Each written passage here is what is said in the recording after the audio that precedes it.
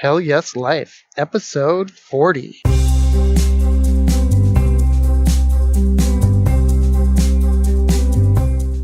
Welcome to the Hell Yes Life podcast, the show that helps you come alive so you can live a Hell Yes life. I'm your host, Norman Bell.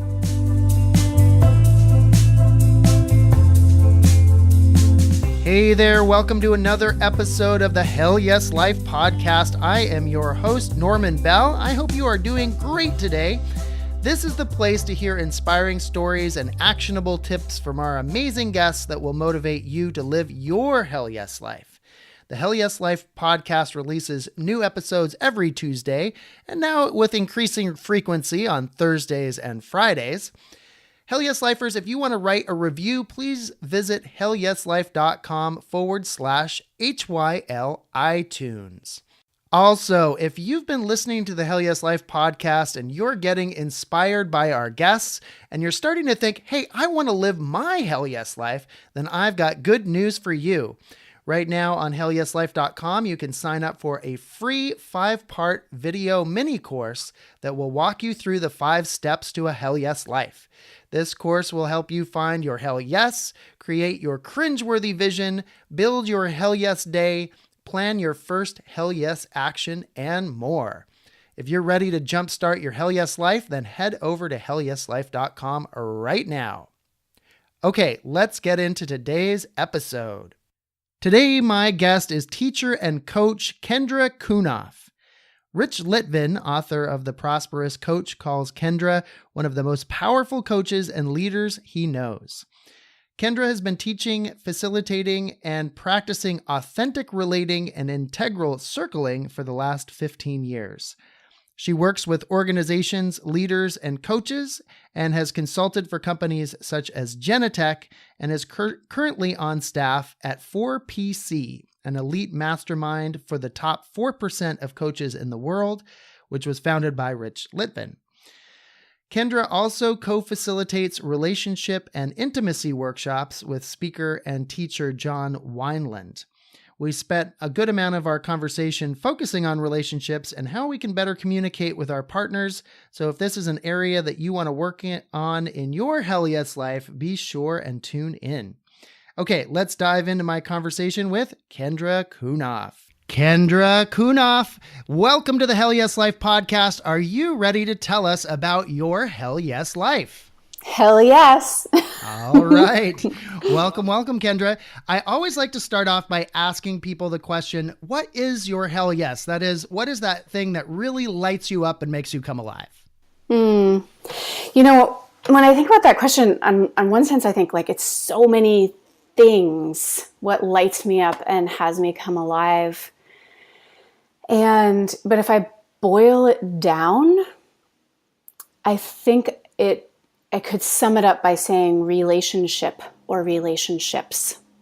But for me, the way that lives as my Hell Yes is, partly it's what I do for work, but I've chosen to do that because I love it. It's also about my relationship to myself, and it's about my relationship to the world. And so that cultivating all of those relationships, and like that's my Hell Yes. And the way that then manifests is different in each of those areas. That's awesome. Okay, relationships. It's all about relationships for you. So can you recall a time in your life when you realized that this was your Hell Yes? Was it early on, or was it later as you started to hone in on what really drives me? I think there's probably, I could probably pinpoint a few different times where this really showed up. And I actually hadn't thought about this. When you said this just now, I thought of myself as a child. And there's 2 things about that. One is I was an only child, and I grew up with a single mom, and we lived really in the woods. Like we lived pretty far. And so I had this very deep relationship with nature and the natural world. And I also was lonely a lot.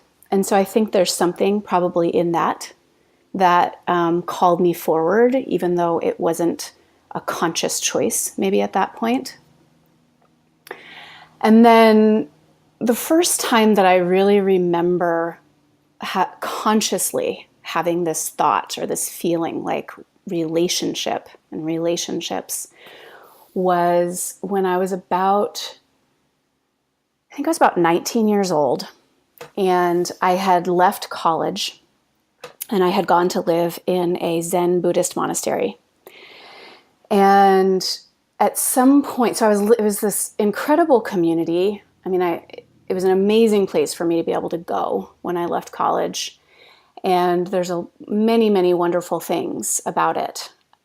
But I remember having this moment where I looked around me. I can even remember where I was standing. It was this very visceral moment. And I looked around and I thought, here is this whole community of people who are explicitly dedicated to their own personal growth and to awakening in some sense, and meditating for hours every day. And yet there are these funny things going on interpersonally. Not between every single person or these, but it was like, oh, this person does this thing, but nobody talks about it. Or there's this funny conflict over here that just never gets resolved. And I just kind of saw it. And I remember consciously thinking, what is that? What is it that can have people spend, anywhere between 1 and 30 years basically dedicated to their own awakening in this way and still have these funny little pieces that come up in relationship? And that question really has continued to drive me in terms of what are the pieces that are really important in personal practice, in relational practice, to have that be more smooth and open.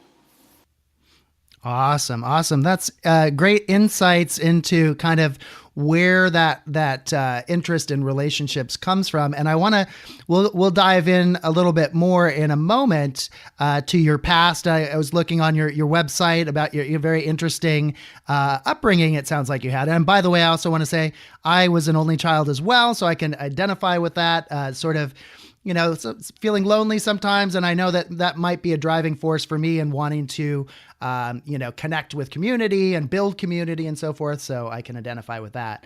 I do want to kind of have you give us an overview of what you're up to now. So give us the 30,000 foot view of Kendra's life now. What are you up to? My broadest life, or are you asking more specifically about my professional life?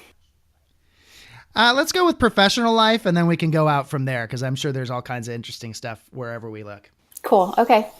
Professionally, I would say that I'm really, everything that I do falls under the category of moving people's relationships, whether that's with themselves or with other people, from what I would call the selfish to the sacred. And so every area that I work in, some of the work I do is more corporate. Some of the work that I do is interpersonal, but more in the realm of community or your friendships, relationships in a broad sense. And some of the work I do is very specific to intimate and romantic relationships. And in all of those categories, I really look at this place where it's all about me, the I. And then there's a place where it's about you and me. And there's sort of a dialogue. We're both present, but there's a certain separation there. And then there's a place where it's really about we in the biggest sense. And so one of the ways that I talk about that is from selfish to sacred, and really valuing every step of that journey and being able to both acknowledge the value of each phase and also really give people very practical tools to move through the stages and have the kind of relationships that they want in every area of their life. That sounds great. So as long as we're there or at this point in the conversation, what are some What are some, I mean, we could again kind of delve into this later in the conversation, but what are some tips or what are some things that you do to help people move from that kind of I state of mind to that we state of mind? Well, I would say the first really important piece is actually not to try to rush it. So people often see, I to we, and they just want to jump. And often it does take these steps in between. And the first one is awareness. So this comes to that place where even though I had that realization at the monastery about how important relational practice is, with every client I work with, we will also talk about their personal practice. So awareness practice is key. And even just the awareness, like, I'm in a selfish moment. There's something I want or I need right now. And if I can admit that, my capacity to take the step into you and me and caring about what you want is going to be much easier than if I'm trying to pretend that I'm not in a selfish moment. Does that make sense? Totally. Yeah. I like the nuance there. Yep. So I would say that's almost always the very first place I'll go is with some version of awareness practice and really working on also, I mean, I don't even know if I believe shame can be eliminated. So I don't know if I want to say eliminating shame, but moving that aside, like looking at wherever you're at without shame. And from there, I would say another one of the very basic, it's very simple and basic, although I wouldn't say it's necessarily easy all the time, but is around genuine curiosity. And when we can get genuinely curious about other people, then that's a huge step, especially into the you and me place. And what do we want together? How can we create what I want and what you want together? Mm-hmm. So curiosity, it sounds like that's also to be applied to yourself as you're starting to become aware of some of the things that you're doing and just getting curious, like, whoa, there I am doing that thing that I thought I didn't do or realized that I did. I just wanted to note, I've heard the saying awareness, acceptance, action. And then somebody I know said like, I always want to skip past that middle one about acceptance and go right from awareness to action and like, okay, I've got to change this immediately. But there's that sort of that acceptance piece too of like accepting like, this is where I'm at right now. And I find that to be really challenging too, that sitting in that place of awareness where something's dawning on you that like, wow, this isn't the way I want to be in the world, but I can't quite change it yet. Do you have anything else to say about that? Like sitting in that place? Well, I mean, I love that you brought that up because that it's such a catchphrase is, like the first step is awareness and then you can change, shift or change.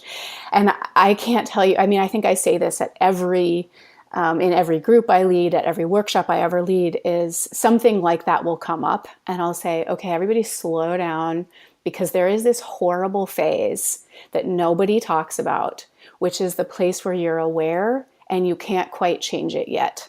And you watch yourself, you literally have enough awareness to watch yourself keep saying or doing or behaving. And it's like you have the witness part of you going, no. And then there's the action part of you just doing the same thing. And it's incredibly frustrating. And so sometimes I think that actually just somebody saying that stage exists, that stage is normal. Every single person I know goes through that stage. It helps when people are in it that some part of them can go like, oh yeah, okay, Kendra said this would happen, right? Oh, I heard that. Okay, maybe I'm okay. Maybe this doesn't mean that I'm doomed and broken and I'm the only one that this won't work for. Mm-hmm. Yeah. I appreciate you kind of acknowledging that place. It's just found it to be the most challenging place because you want to do something about it immediately, but you can't, and you just got to sit there with it. That's great to acknowledge. I want to back up a little bit. Kind of go back into your background, because I was looking on your website where it says that you were born at the San Francisco Zen Center, and you spent the first 7 years of your life. How do you pronounce it? Is it the Tassajara Zen Mountain Center? Mm-hmm. Yeah, my mom and I moved to Tassajara when I was 6 months old. And then Wow. we lived in that community until I was 7. And there were at that time a few other families. There were probably about 7 families and 10 kids. And we all left, within a couple of years of each other when the children started to reach that more school age. And there was some consensus, okay, we're not actually going to try to school our children here. Right. And where is that, Tassajara? Just curious. It's in the Ventana Wilderness, which is, to get there, you would go down through like Carmel and out through Carmel Valley and then out farther into, I can't remember what the name of the forest is right now, but out basically into this national forest area. It's also, if you could actually fly like the crow flies, it's actually closer to Big Sur. So it's that wilderness that's between like the Carmel Valley area and the Big Sur area. And it's right in the heart of their, it's a 14-mile dirt road that takes an hour to get over. So once you're there, it's not like a coming and going kind of place. You're there. You're there. Yeah. So what was it like? I mean, how do you feel? And you've already kind of alluded to this when you were talking about, being at the, the Zen Center and, that community and what you noticed about relationships in that community. But how do you feel that influenced your life growing up in that kind of, pretty unique environment? Yeah, in one sense, I don't have like conscious, I have some conscious memories, but I don't have this conscious memory of, oh, this is what this is what growing up in a monastery is like, because it was just my life, the same as, where anyone would grow up. But I think probably there's 2 things that come up for me. And one is, I think at a cellular level, there's some way that just being around people who were dedicating their lives to practice in that way, whatever that, in that Zen practice, but I think you could be in other realms and experience the same thing where people are choosing to, what word would I use? But to go against a habit, for sure. It's not a traditional thing to do, to create your life in that way. That just gave me a blueprint that for a life that wasn't inside the norm, if you will. And for the value, in some ways I would say it's the value of practice. And when I say practice, I really mean like a broad range of things, not just a religious practice, but what it means actually to devote yourself to a practice, even when you don't feel like it, is probably one of the guiding forces in my life. And I do think that was given to me early on. Yeah. That's, I think that's something we can all, sort of learn from, is that idea. I'm just even thinking about it in relation to the podcast. It's something that I've committed to showing up for a year. And sometimes just to be honest, I'm just like, oh God, I've got to edit that page again, or I've got to, put that episode together. But it's like coming back whether you feel like it or not. And, if, that's been something I've run into in the past that has been a problem, was sort of like, oh, I feel like it for about 4 weeks and then I stop feeling like it and then I give up on it and move on to something else. And you don't really get things done that well if you don't kind of, come back to something as if it's a practice, whether you necessarily feel like it or not. So that's good to think about. I love thinking about it even in terms of this idea of a hell yes life. Because I think there's one level that people could hear that at, which is very surface, which is like, what do I feel like a hell yes to in the moment? Well, for me, that's pretty much always going to be like chocolate peanut butter cup ice cream. Like that is hell yes. If you ask me in the moment, that's what I want to do.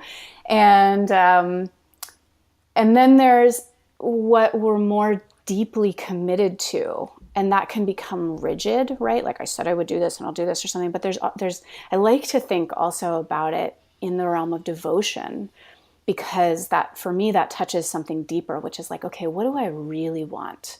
And if I'm going to create a hell yes life, guaranteed I'm going to need to do some things I don't feel like doing in the moment in service of something much greater and deeper.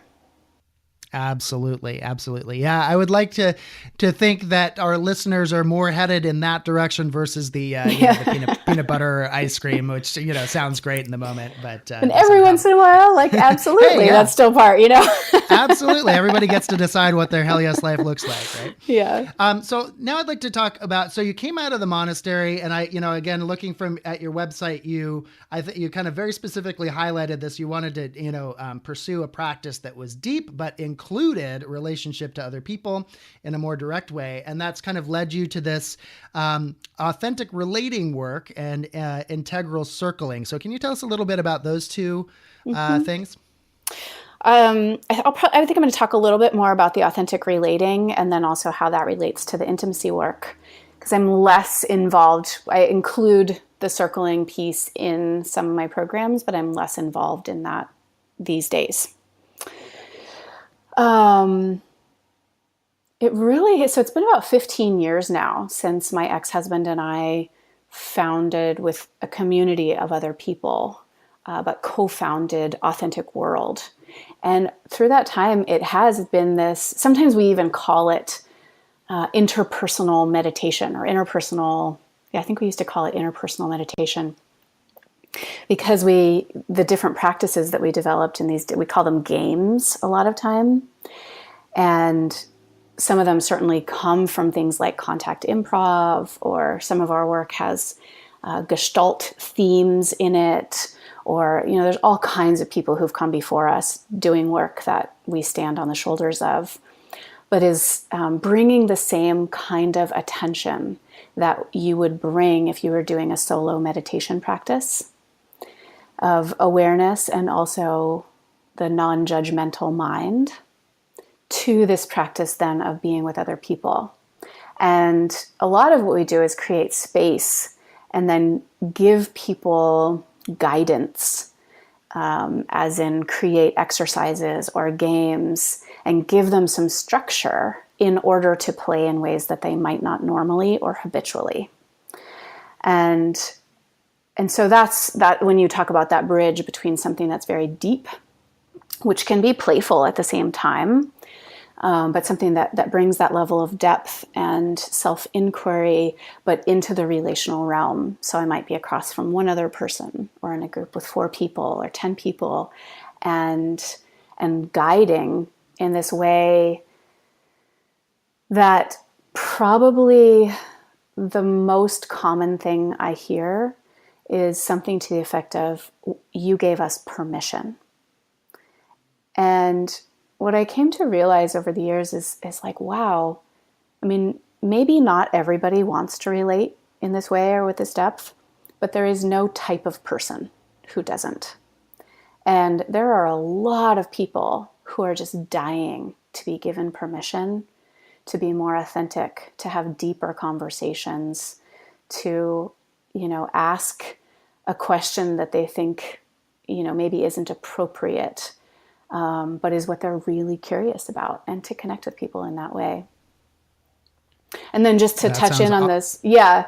So to touch in it's really similar to the work that I do in the realm of intimacy. And I do some of that on my own. And then I also work very closely with another coach named John Wineland. And we then again also really create these very safe containers for people to go into deeper intimacy than they typically would. And a lot of that is just fear. We're like, oh, if I show you my heart, if I'm vulnerable, if I, these pieces, it's like, what will happen? Will I be hurt? Will you leave? And so again, it's kind of like creating permission for people, in my experience, to go to places that they actually want to go, but either don't know how or just afraid to. That sounds like excellent work and really, really interesting. Can you take us, give us kind of a little fly on the wall, or, take us into one of your workshops? Like, what are you actually doing with people? You mentioned some games and exercises, but imagine that, Hell Yes Life listeners, imagine that here we are in Kendra's workshop. What are we doing? Well, one that pops up specifically in relation to the idea of Hell Yes, and I can only really give you the overview here, but it still could serve somebody, is there's a practice that we do in one of my programs where we call it relationship by design. So you could call it your hell yes relationship. And the idea that we come at that with is less the idea of creating your abstract ideal relationship, like I want this and I want this, but is whoever the person is that you're across from, what relationship would you design with that person? If you had a magic wand, and so we guide people through all the steps of this, and they're actually paired up with a real live human being, and we've found that people create relationships that span all the way from basically, I want you to be my new best friend.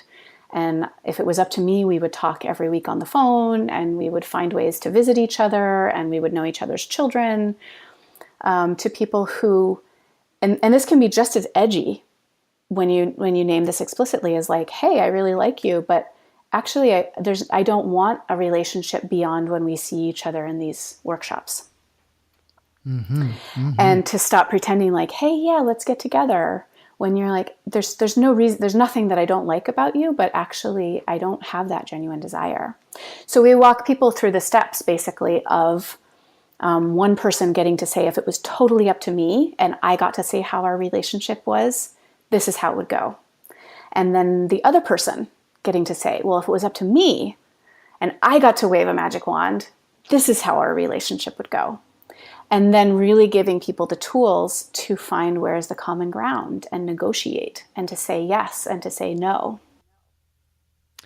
So I'm just going to go into that. I'm just curious. I mean, that sounds awesome, by the way. I love the idea of creating a container for people to really explore this way of relating and communicating with each other. But let's take that example that you just gave there. Let's say person A says, I want to be your best friend and I want to talk every week on the phone. And then the other person says, actually, I just want to, only communicate here in the class, and I'm not really interested in beyond that.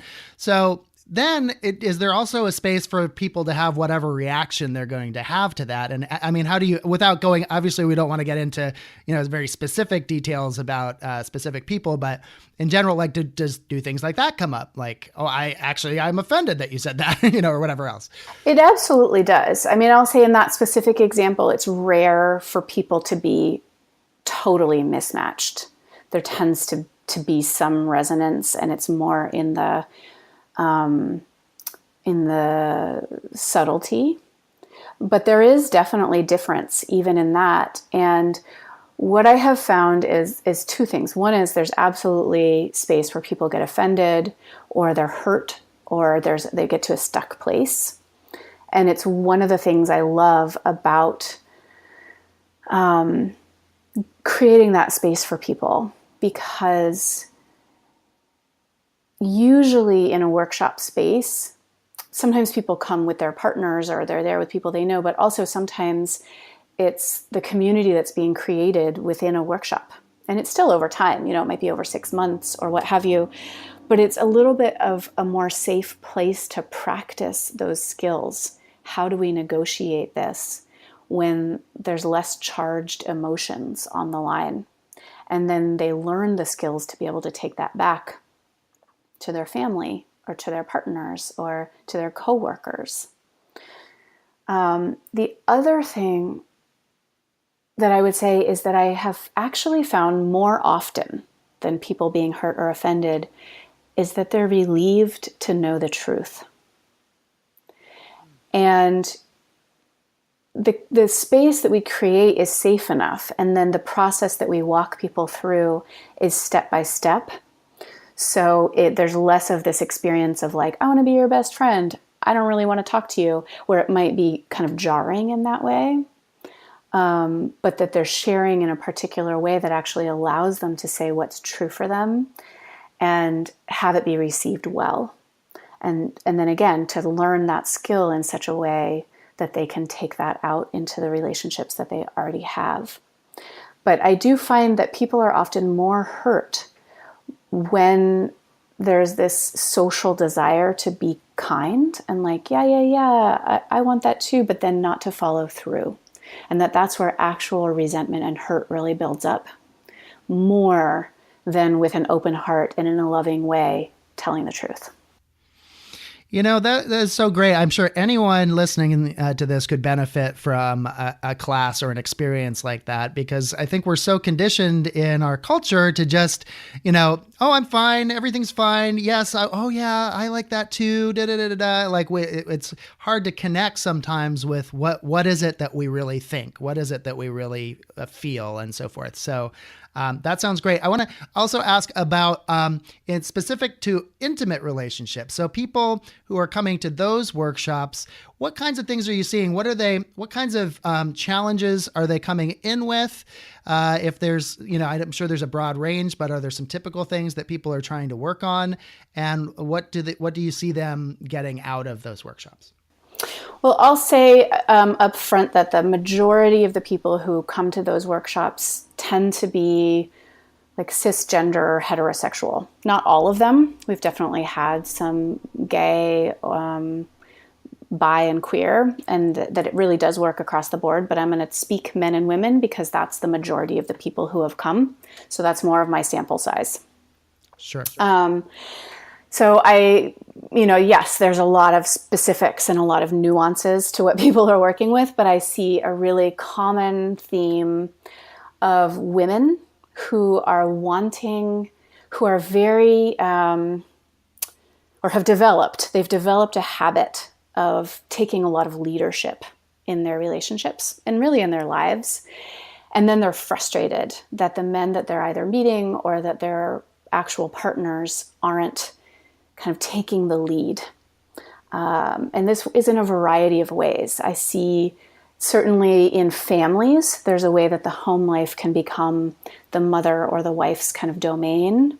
But then I see a lot of women who are really frustrated, like, why does he keep asking me where the lunchboxes are? I've told him 1,000,000 times. And this desire for their partners to, I would say, take charge or take leadership or sort of ownership of the relationship in the family life. And I think what a lot of women don't know before they begin to practice is how important that the hardest part of this is that we as women, if that's something that we want from our male partners, is that we have to learn to actually let go of that leadership. And so often we're saying, well, I'll let go once he takes the reins. But it's not on both sides. There can often be this thing like, well, I'll do that when they do this. Like they need to step up first. And the underlying theme of everything I teach is actually we go first. And so can I actually do the uncomfortable work of letting go? Like I remember actually my boyfriend, this is a really simple example, but it points to this.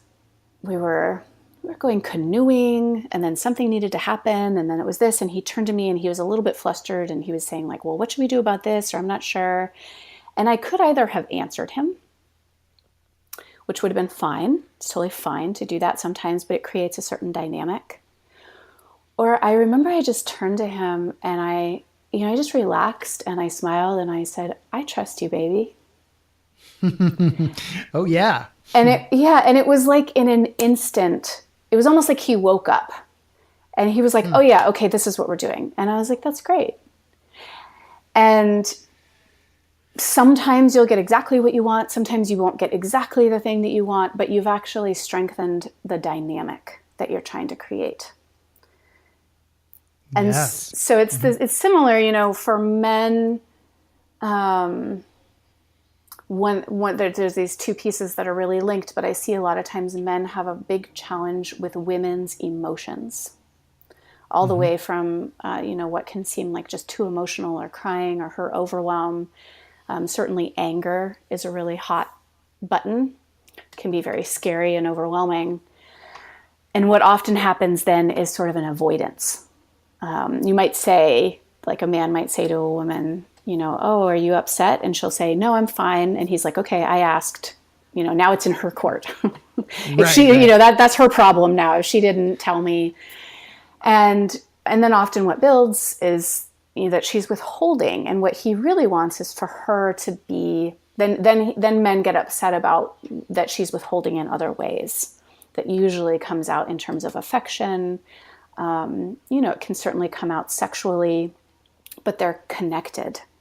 I think what a lot of men don't get is how deeply connected those parts are. And that a man's capacity to, rather than turn away, but turn towards and hold the space for a woman's emotion, but not be swept along with that, will then create the dynamic that he wants, where she does relax into him, where she can let go in all those domains. It's letting go sort of in life, but certainly it is connected to being able to let go sexually. So I would say those are some themes that I see come through. That's awesome stuff. Yeah, I can.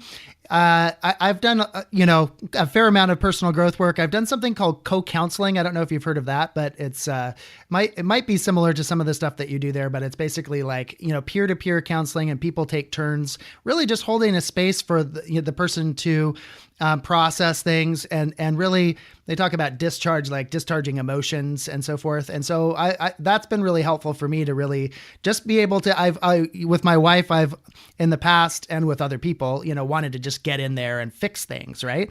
But just to be able to, be that attention, giving that loving attention to my wife or other people as they're going through what they're going through, without needing to, get in there and try to change things, and then people kind of process through those things on their own. And yeah, so I found that that's been very helpful in my relationship with my wife. And sounds great. So tell me a little bit more. So what kinds of things let's say again that there's somebody listening to this show now, and everybody of course wants, keeping in mind that a hell yes life, that it doesn't always just mean rah rah, but just like, a great, a full life, right? So in this area of relationships, like a hell yes relationship, if they wanted to, if they're not able to go to one of these workshops immediately, what's something they could do to take into their life today? No pressure.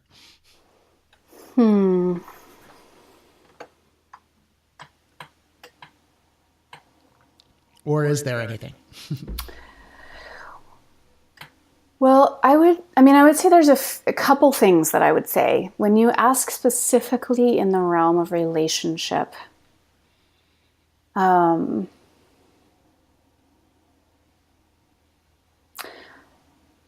would say two things. And one is the more personal practice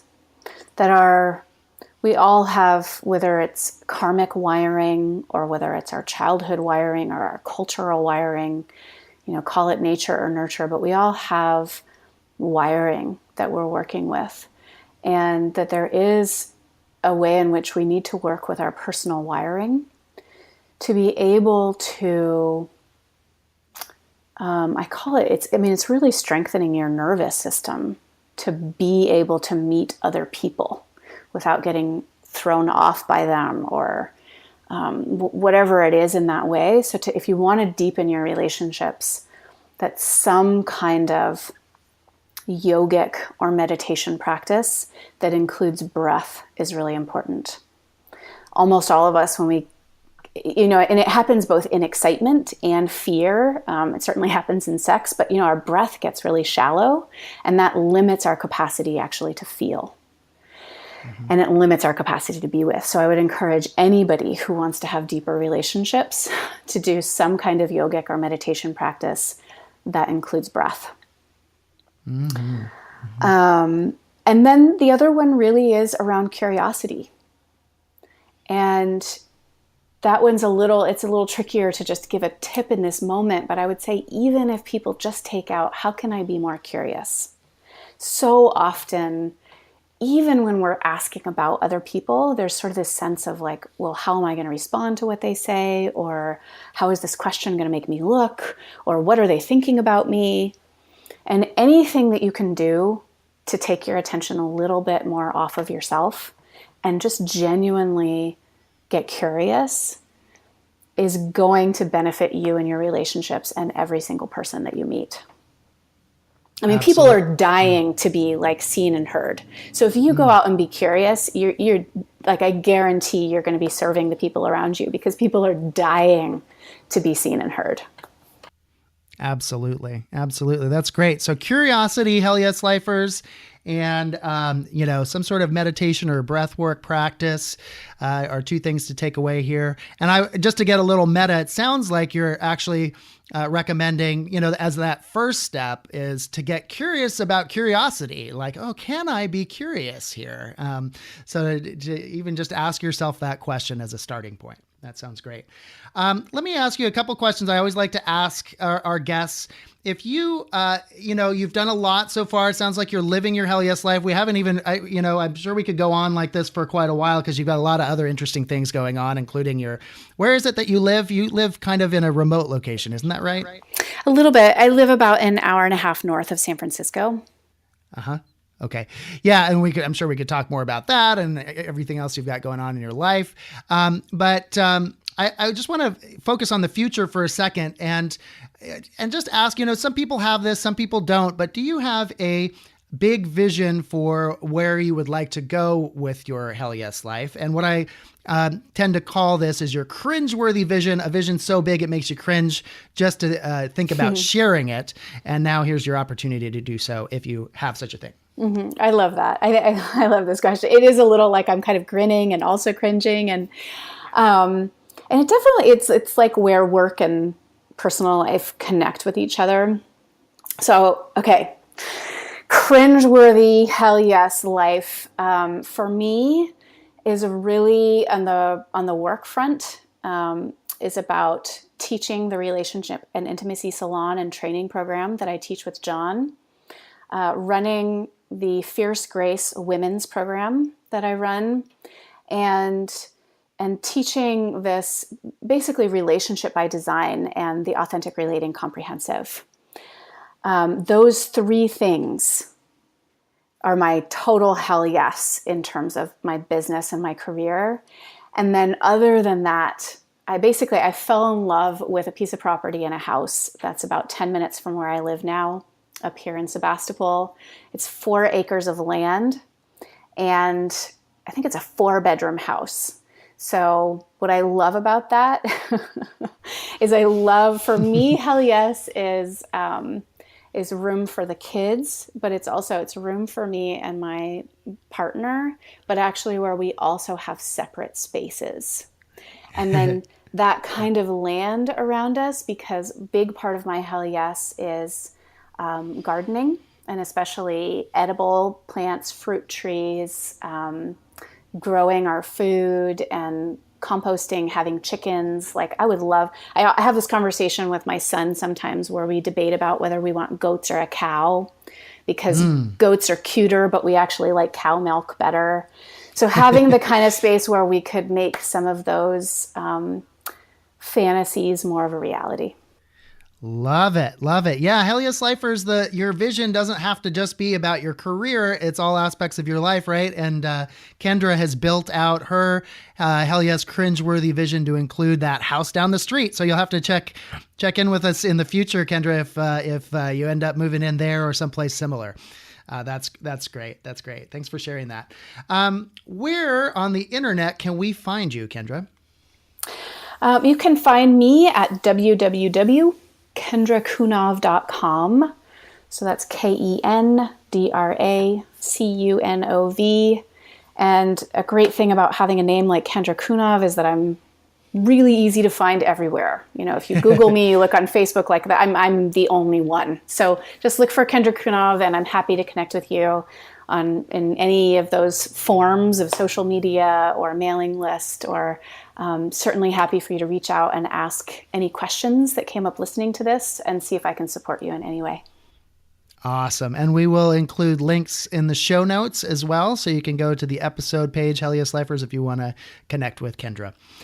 Okay, well, Kendra, thanks so much for joining me for this episode. And to close out our time, I always like to say hell yes with our guests on the count of 3. Are you ready to do that? I'm ready. All right. 1, 2, 3. Hell yes. Yes. Oh, that was a good one, Kendra.